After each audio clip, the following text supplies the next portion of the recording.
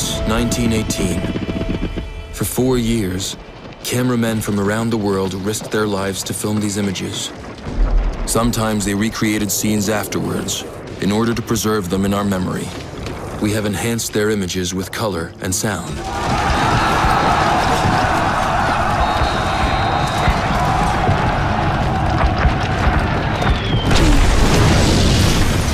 November 11th, 1918, 11 in the morning.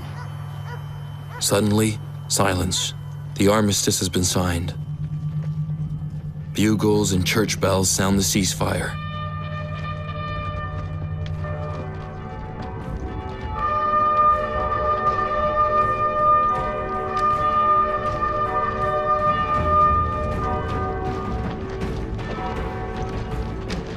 Moments before, Private George Lawrence Price, a Canadian, is killed. He is the war's last fallen soldier.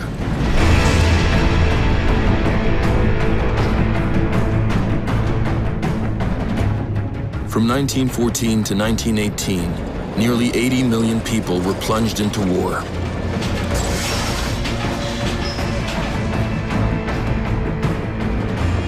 $10 million soldiers died, mowed down by bullets, blown to pieces by bombs, incinerated, starved, devoured by rats and lice, killed by the epidemics that thrive on misery. 20 million more were wounded.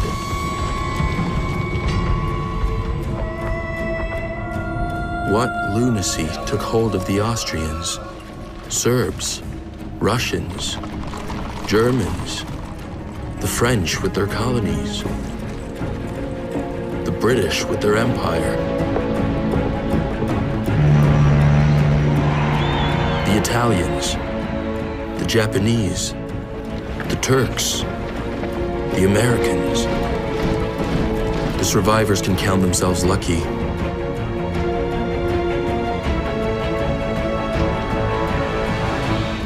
But they have lost their youth.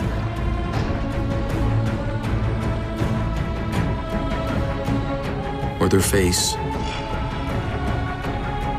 Or their sanity. How did the world unleash this fury?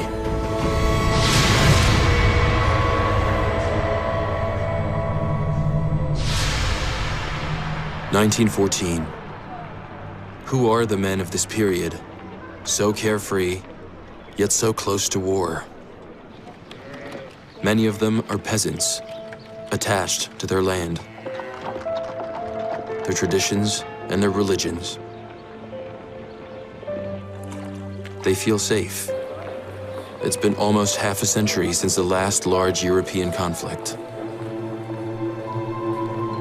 The well-to-do enjoy the fine summer of 1914.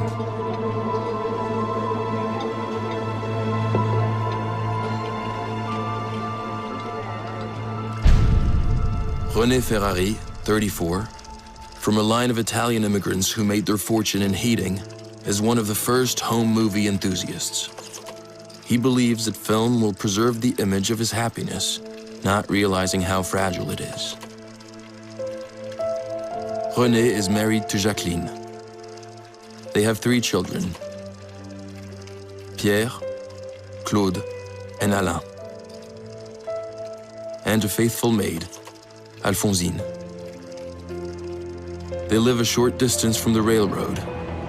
Trains are so modern and practical. They go everywhere now. Soon they will transport armies. The train takes them to the French Alps, where they go ice climbing with only a cane and dress shoes.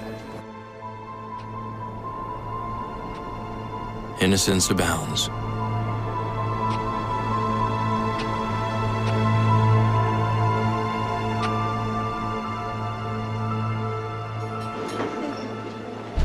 Vienna, 1914.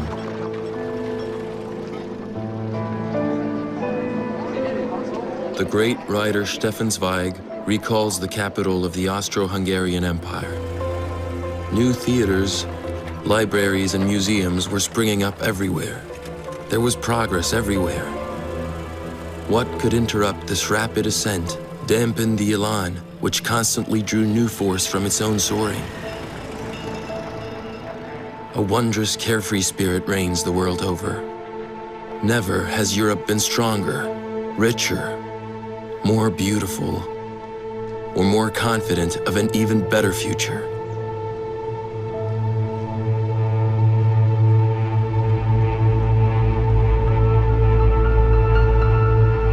It is still the Belle Epoque of the early 1900s,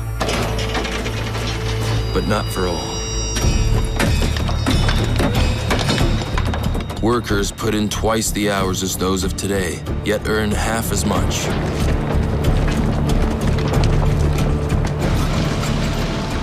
Women earn a mere half of this slave wage. In theory, children under 12 do not work in mines.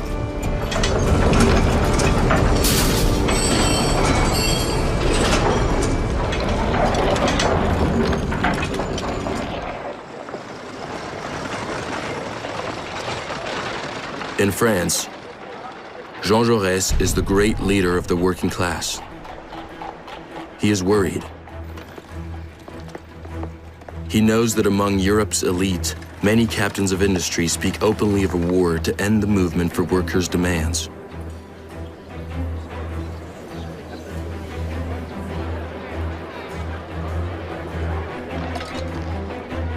Jaurès writes, "Your violent and chaotic society, even when it pretends to seek peace, carries within it war, just as rain clouds carry the storm." The arms race is very good for business. The great European powers prepare for war. Their endless military service trains men for war.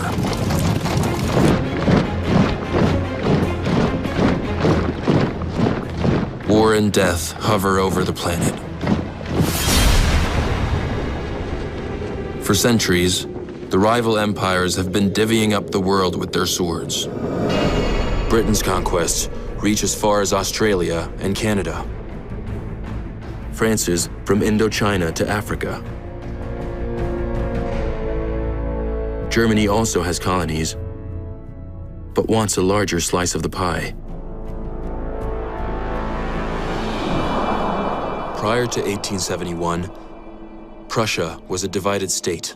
By crushing France and annexing the French provinces of Alsace and Lorraine, it has become the German Empire. The Emperor of Germany, Wilhelm II, 55, surrounds himself with his military leaders. He orders the building of a navy that will surpass England's fleet.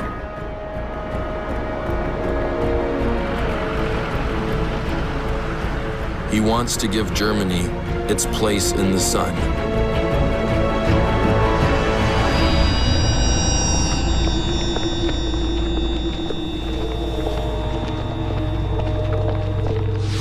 June 15th, 1914, Wilhelm II celebrates the 25th anniversary of his reign. He loves to parade, but can mount his horse only from a stool because of his handicap.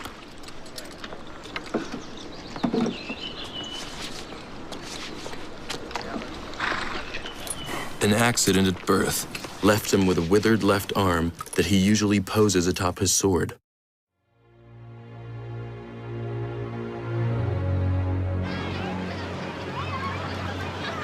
After years of failed treatments, he has developed an unstable character and is prone to violent outbursts of anger.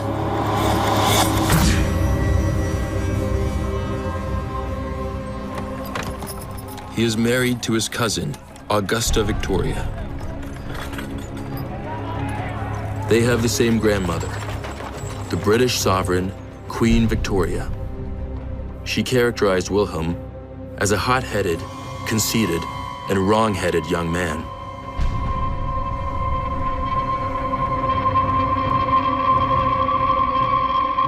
Wilhelm has a conflicted relationship with his English royal family, so powerful and dominating. One day, while hunting, he hurts himself and screams revealingly, "This damned English blood." For Wilhelm II, the United Kingdom has been a threat ever since it formed the Triple Alliance with France and Russia. As a result, Germany feels surrounded and thus vulnerable. Its only true ally is the Austro-Hungarian Empire, an amalgam of smaller nations which has been reigned over for 60 years by Franz Joseph I, 84.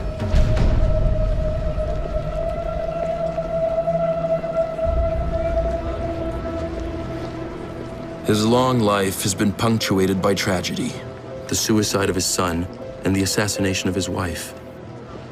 Empress Elizabeth, Sisi, as she was known, was the sweetheart of his youth. He is now an old emperor, many of whose subjects demand independence. He rules a tinderbox, but Franz Joseph and his arrogant officers and politicians oppose reform of any kind. His empire is referred to as the Joyful Apocalypse.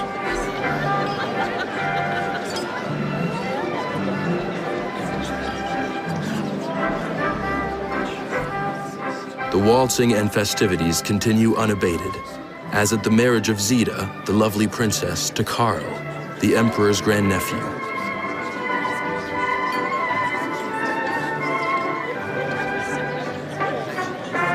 But it is his nephew, Franz Ferdinand, who is the heir presumptive to the Austro-Hungarian throne. Franz Ferdinand is married to the Countess Sophie Chotek, an aristocrat but not of royal blood. Franz Joseph does not approve, nor does he approve of the reformist ideas of his heir.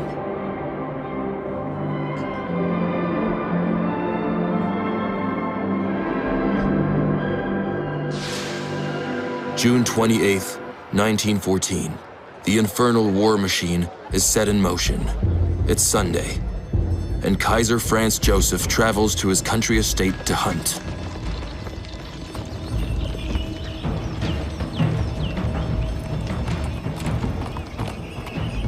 There, he learns that the heir to the throne, his nephew, Franz Ferdinand, and his wife have been assassinated in Sarajevo.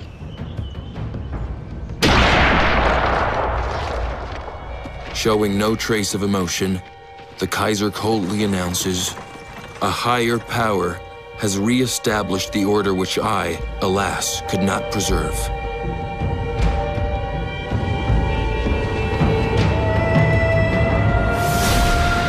Sarajevo.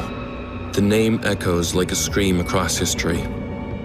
It is in Sarajevo that the world's destiny changes forever, in Bosnia, which Austria-Hungary has annexed recently. But Serbia had opposed this move. It wants to expand by uniting the Slavic peoples of the Balkans. June 28, 1914, Sarajevo. Franz Ferdinand, the heir to the Austro-Hungarian crown, together with his wife, has just escaped a first assassination attempt. They stop at City Hall to protest vehemently. These are the last images of the couple. When they leave the building a little later, they are shot dead with a pistol.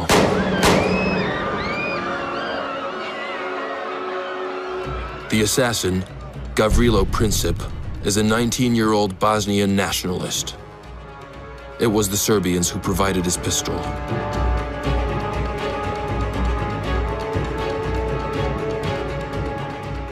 This assassination in Sarajevo will have unimaginable consequences. Though at first, it is covered as a minor news story.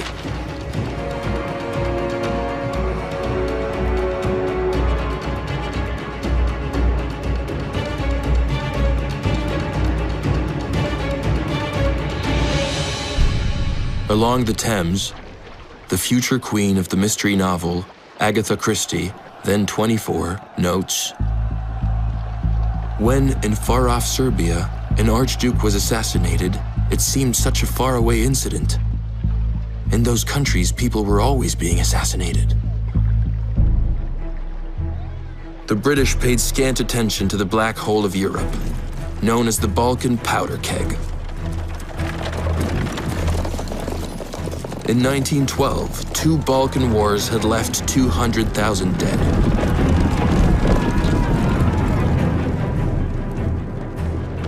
By 1914, in Great Britain, those distant tragedies have been forgotten.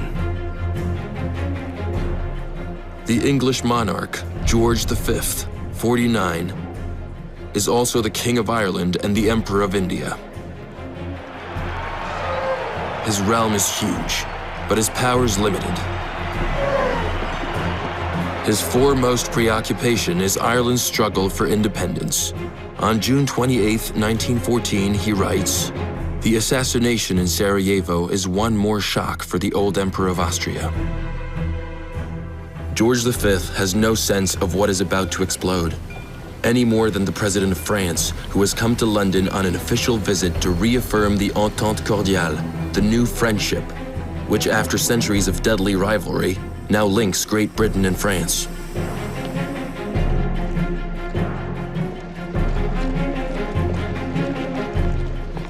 Poincaré, 54, may be a moderate, but he comes from the Lorraine region that Germany annexed, and that all France now dreams of reconquering. July 3, 1914, with the funerals of Franz Ferdinand and Sophie Chotek, the countdown to war begins. Austria's generals have long sought an excuse to subjugate Serbia. They cannot prove the country's responsibility for the Sarajevo assassinations, but they managed to convince their emperor. The Austrian chief of staff declares, "We must rid ourselves of the Serbs, for they are forever biting the heel of the empire, like snakes." But such a stance overlooks Russia, protector of the Slavs. St. Petersburg, the capital of the Russian Empire, is the seat of Tsar Nicholas II, 47, who has reigned over his 170 million subjects for 30 years.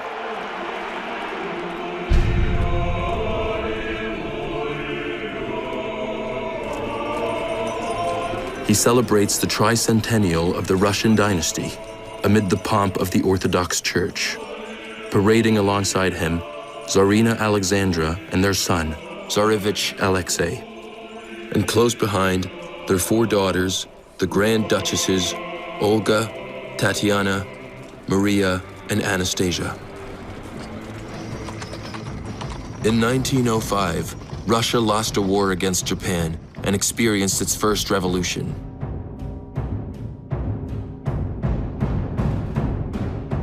Since then, the country's economy has improved, despite the burden of high military expenditures. In early July of 1914, amid Europe's looming misfortunes, the Tsar takes a cruise on the Baltic Sea aboard his yacht.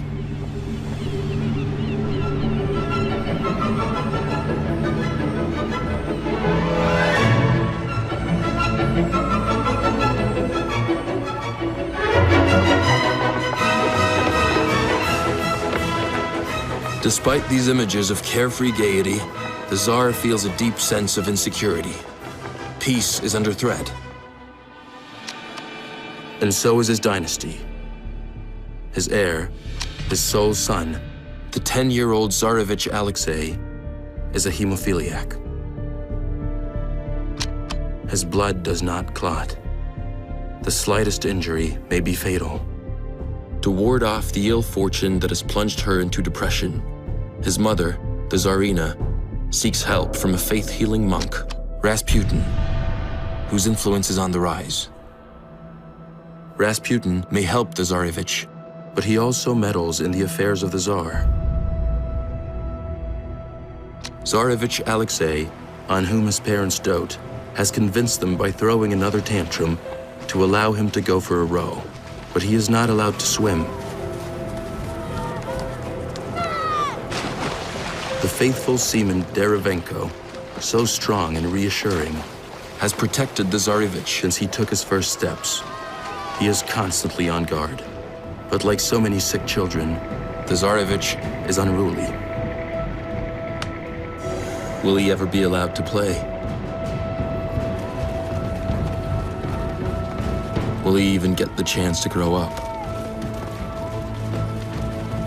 His hereditary illness comes from his English maternal great-grandmother, Queen Victoria, who carried the fatal gene. At her death, Queen Victoria's descendants occupied many of Europe's thrones. The Europe of kings and emperors is one big family. The British sovereign, George V, and Tsar Nicholas II are cousins and could be taken for twins. The German Kaiser is also their cousin, and the Tsarevich's godfather. Peace should reign in the family. But in each country, strong nationalist factions see war as the opportunity to finish off a dangerous rival. And the assassination of Franz Ferdinand, the heir to the Austrian throne, is for Wilhelm II the most serious threat of all, an attack on the divine right of kings.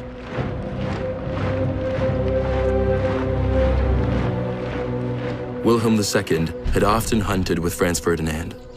The Archduke was part of his world, and for the Kaiser, a naive and impulsive man, the assassination is nothing short of sacrilege. Wilhelm II, his generals, and the German Chancellor Theobald von Bethmann-Hollweg all agree Germany must not waver, but must seize the opportunity of the assassination in Sarajevo to demonstrate Germany's will. Together, they decide to support their ally Austria in its plan to invade Serbia.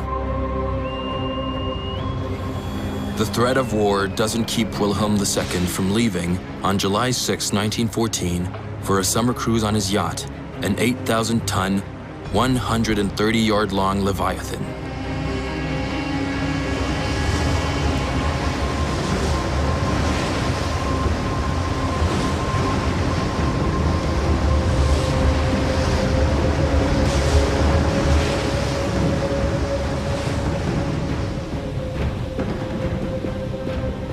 Wilhelm is confident that the conflict will not spread. He says, it will be all over in a week. The Tsar won't enter the war because Russia is unprepared, and its ally, France, has no heavy artillery.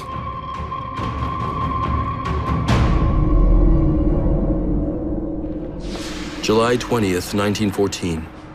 The President of the French Republic, Raymond Poincaré, arrives in Russia.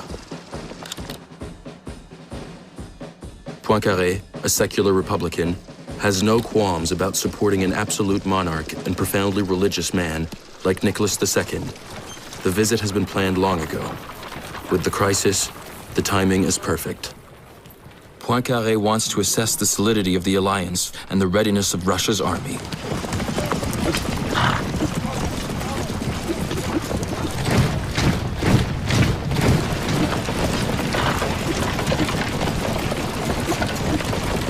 The French president issues a cautious statement. The current crisis must remain limited to Serbia. But as France's leaders prepare to return to Paris, the government cancels all leave for military personnel and calls all generals back from holiday.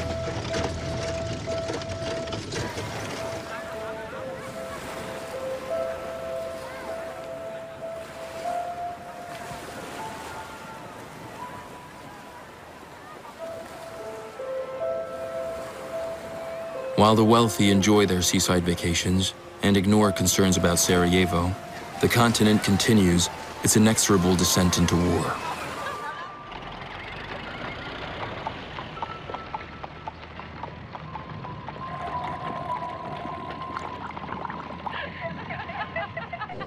The Austrians prepare.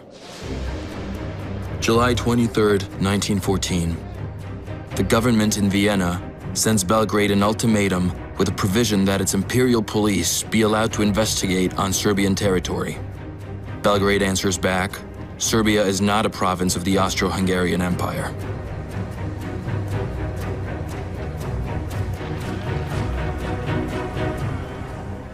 Austria's ultimatum to Serbia means war for the entire world.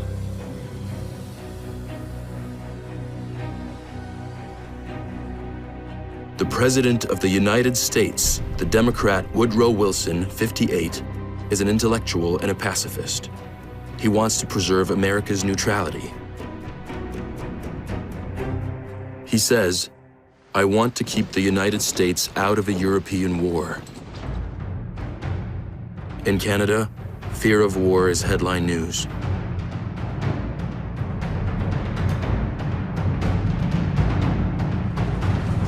Herbert Asquith, the British Prime Minister, fears an escalation of unforeseeable dimensions. He says, "We are on the brink of the apocalypse." Its ultimatum having been rejected, Austria-Hungary declares war on Serbia.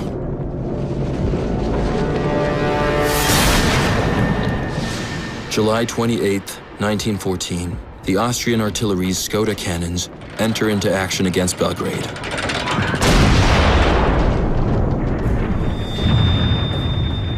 And Russia, given its alliance with Serbia, sends its troops to the Austro-Hungarian border.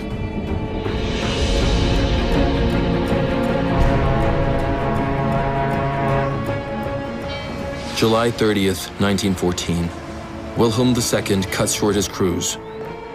The Kaiser comes ashore with his dachshund, who precedes him everywhere. Given his alliance with Austria, he issues an ultimatum to his cousin, Nicholas II, ordering him to withdraw his troops from the Austrian border. Nicholas, on the contrary, mobilizes. He writes to his cousin and ally, George V of England, "I do not know what may happen. Austria has gone off upon a reckless war, which can easily end in a general conflagration."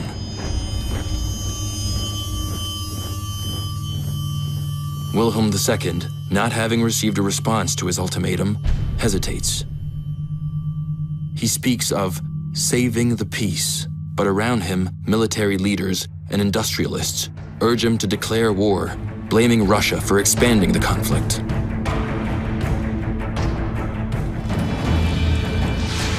August 1st, 1914, Germany mobilizes and declares war on Russia. Young German recruits examine the contents of their infantry kits, which include the indispensable extra pairs of socks.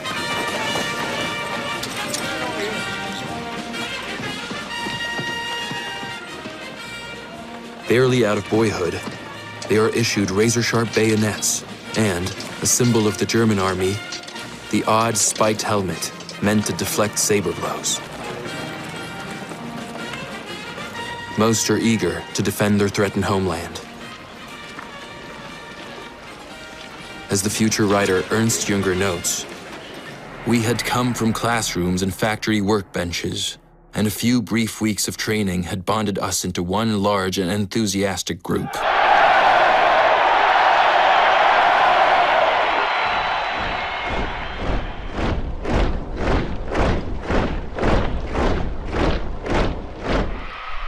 In St. Petersburg, Russians, now at war, sing the imperial anthem that begins, 'God protect the Tsar.'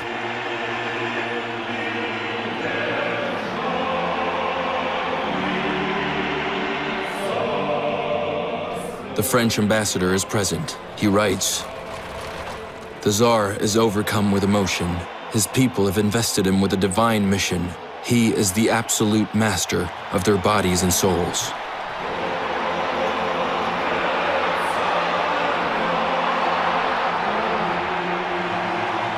The Tsarina appears. Of German descent, she is worried. Her brother will no doubt be fighting in the enemy's ranks.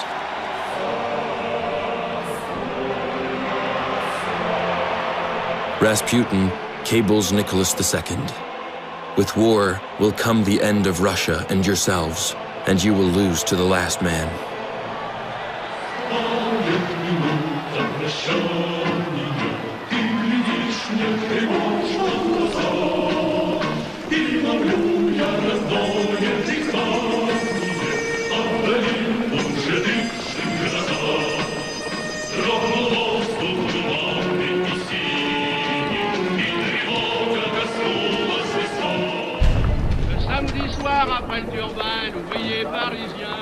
In a final carefree moment, Parisians await the arrival of the Tour de France.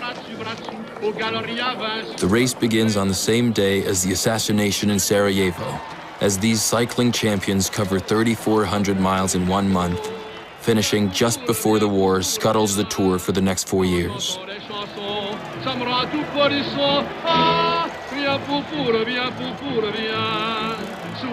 The winner is the Belgian great, Philippe Thys of the Peugeot team. August 1st, 1914. Les Halles, the legendary food market, the heart and soul of the French capital, wakes up in mourning.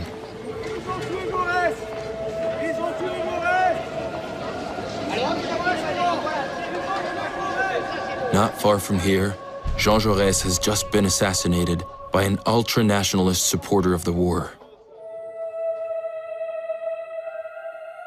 Pacifism's leading spokesman, Jaurès, had tried to convince German workers to refuse to fight. He had predicted, at a time when we are threatened with murder and butchery, there is but one hope of saving the peace, and that is for the proletariats to join ranks. Workers of France, England, Germany, Italy, Russia, let us implore these millions of men to unite to dispel this horrible nightmare.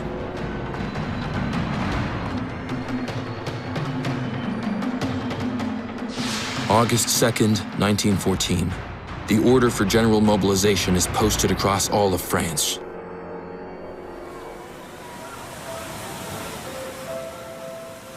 On holiday in Brittany, Louis Maufray, a medical student, describes the moment. It is a fine late summer afternoon.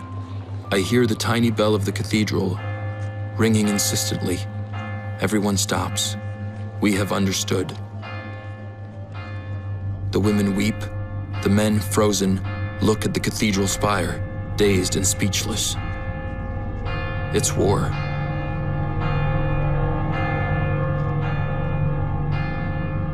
In the distance, we can hear the bells of Viviers, Mondol, Carfontain, and Baguère-Morvan. It's heart-wrenching. On August 3rd, 1914, Paris learns that Germany has declared war on France because France is an ally of Russia. That same day, Jaurès is buried, and with him, all hope for peace. In France, Germany, and Russia, workers rally to defend their homelands. In France, Poincaré baptizes this triumph of the nationalist forces, the Sacred Union.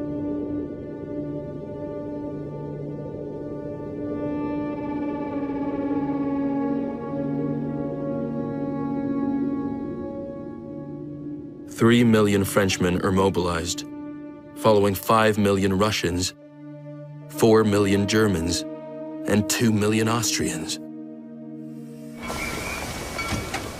About all these men called up, Stefan Zweig writes, in 1914, what did they know of war?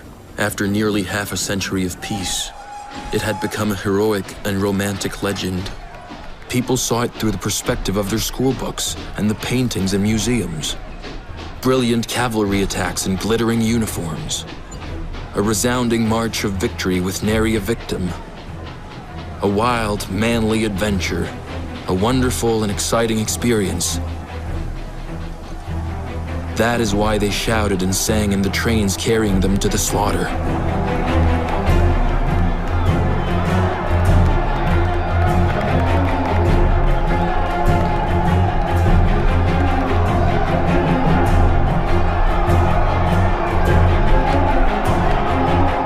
If they are not happy, they prefer not to show it. In Toulouse, a young farmer, Henri Desperrières, writes, any sign of sadness was banished. We swaggered before our fellow countrymen.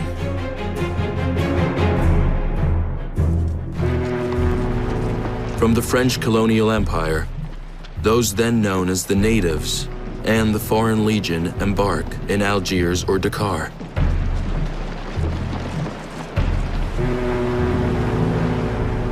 On boats almost as crowded as the slave ships of the past, resigned, dancing for the camera, they sailed toward a world of the unknown.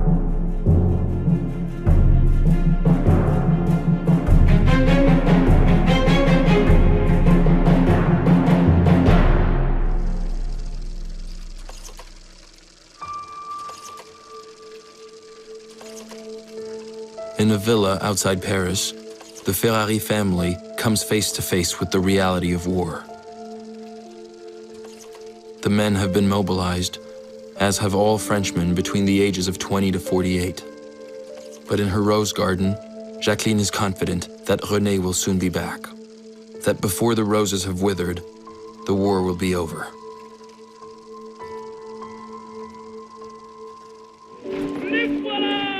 These farmers, off to defend their country, expect to return before the harvest is over.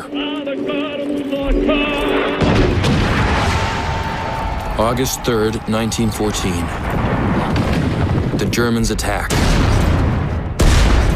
They count on a rapid victory and a brief war. Their plan, known as the Schlieffen Plan, after the German general who devised it, consists of crossing Luxembourg and Belgium before the Russians attack from the east and force the Germans to fight on two fronts. Belgian neutrality had been instituted after the defeat of Napoleon to create a buffer between Britain, France, and Germany. Its violation now provokes an immediate reaction from London.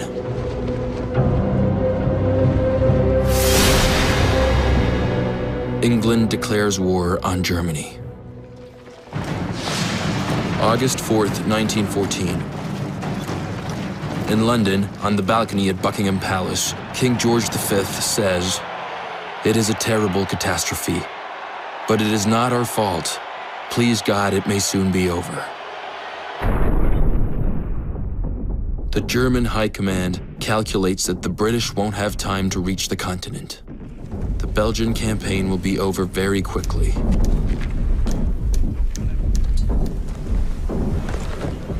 But the Belgians stand firm.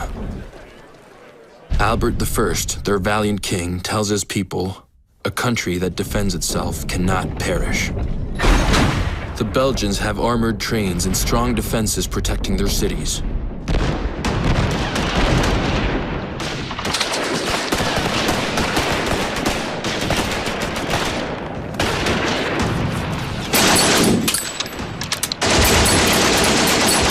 For the Germans, it is an unpleasant surprise. They fall several days behind on their battle plan. To crush the fortresses, they must bring in their huge Krupp cannons that fire 1-ton shells.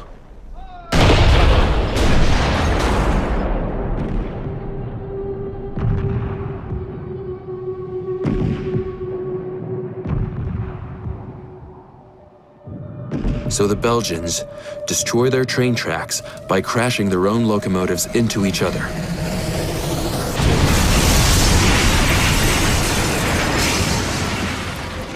Forcing the Germans to lose time on lengthy repairs.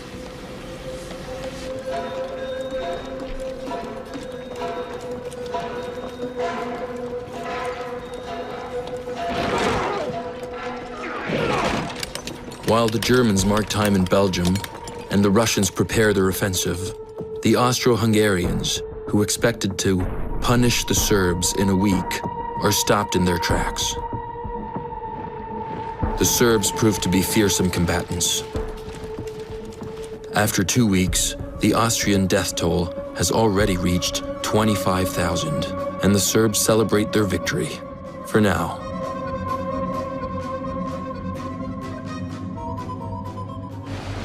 All this gives the British Empire time to mobilize. The world's largest navy goes into action. At its head, a young cabinet minister named Winston Churchill.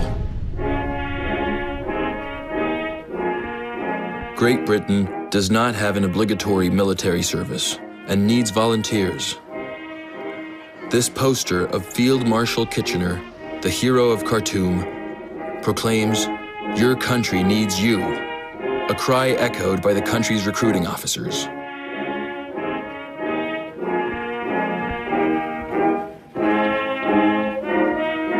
The modest British army of 100,000 men expands into an expeditionary force of 1 million soldiers, drawn from the Empire's huge reserves. In Quebec, recruits kiss the scriptures and say their prayers, thinking about the long sea crossing that lies ahead.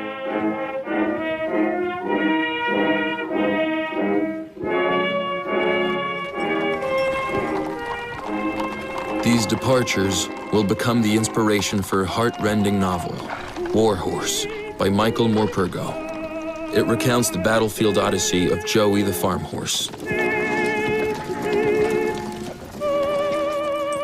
Joey, who can speak, says he was chosen because he was judged sound as a bell, fit for anything, cavalry or artillery.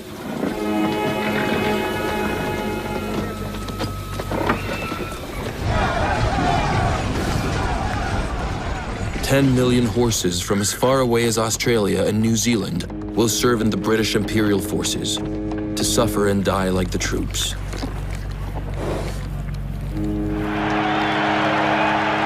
Without ever suspecting what awaits them.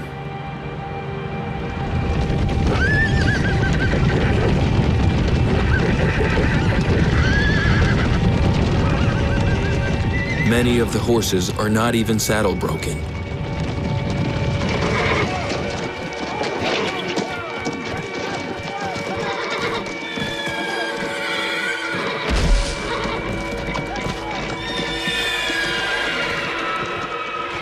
Joey the war horse declares confidently, "The soldiers are buoyant with optimism, as if they were embarking on some great military picnic."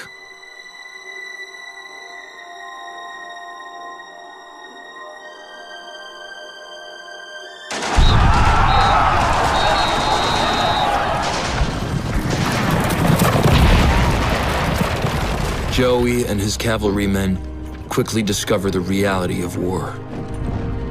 The first casualties,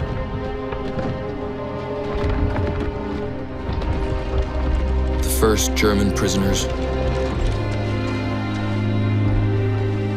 and the Belgians, so courageous to the end.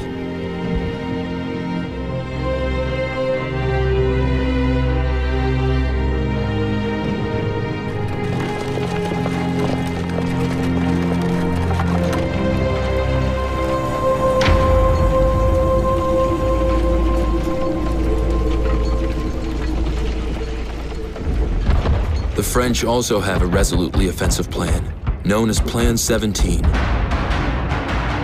Take back Alsace and Lorraine, march on Berlin. Their first objective, Mulhouse in Alsace.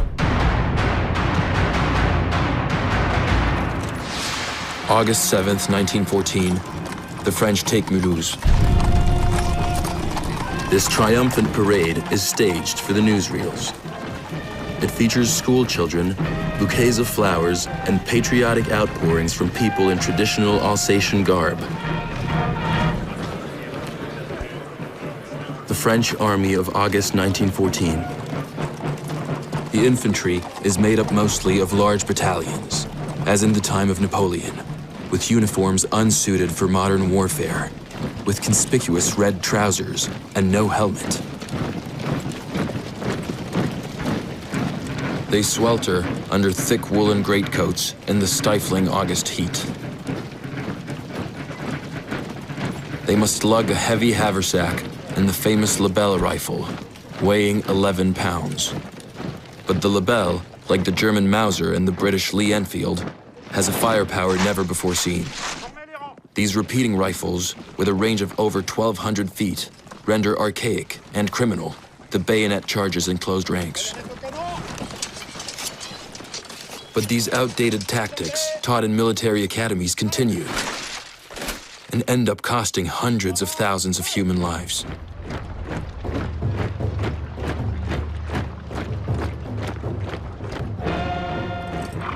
Three days after the filming of these scenes, the French troops are driven out of Mulhouse by a counteroffensive.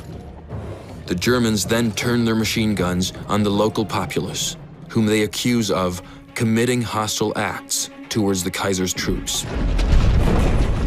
In Belgium, too, the Germans have launched their strategy of reprisals.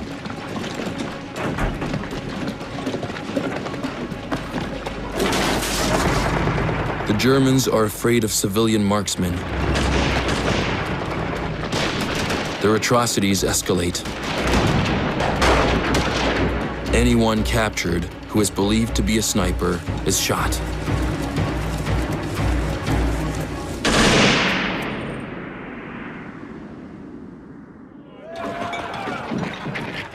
As with soldiers everywhere, alcohol assuages the horror and helps spread tall tales, including the one about the German infantryman stabbed by a Belgian priest.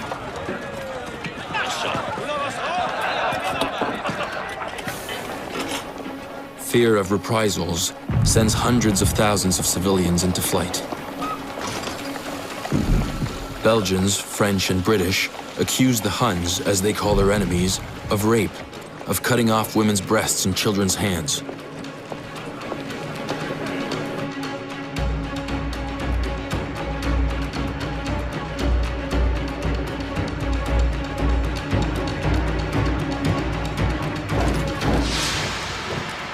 August 20th, 1914.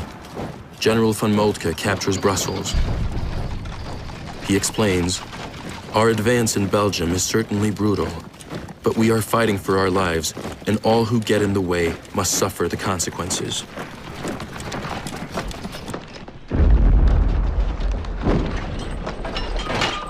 The Germans destroy historical monuments, lay waste to Louvain, the city known as the Belgian Oxford, and burn its medieval university and irreplaceable library.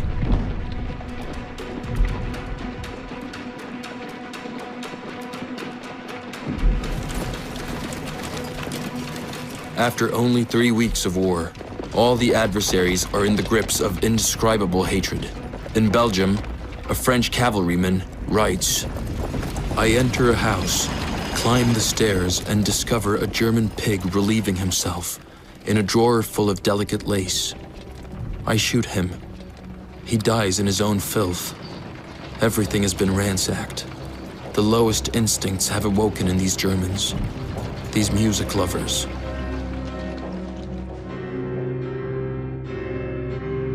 In the east, contrary to German plans, the Russians have crossed the border and entered East Prussia. And now it is the Germans who begin to flee what they call the Russian steamroller. August 22nd, 1914. Panic sets in. These German refugees also tell of destruction and pillaging.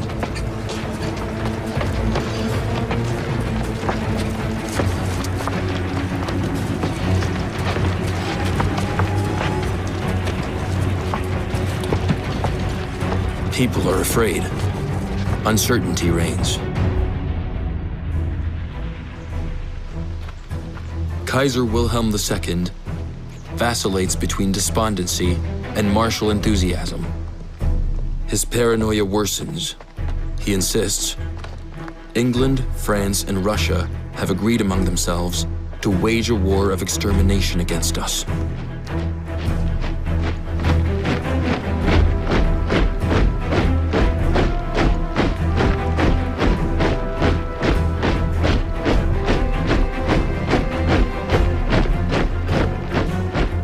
But the Germans are confident. They have just won 2 major victories at Mons and Charleroi, capturing thousands of prisoners.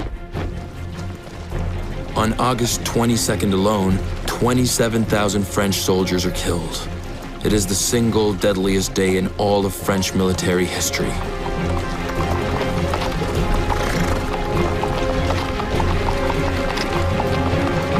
Wilhelm II addresses his subjects. He says, "Wir werden uns wehren bis zum letzten Hauch von Mann und Ross. Und wir werden diesen Kampf bestehen, auch gegen eine Welt von Feinden. Noch nie war Deutschland überwunden, wenn es einig war." The German army marches on Paris. Despite delays, the Schlieffen Plan is succeeding. The French government has fled the capital. The Germans are now only 30 miles from Paris. Victory is near.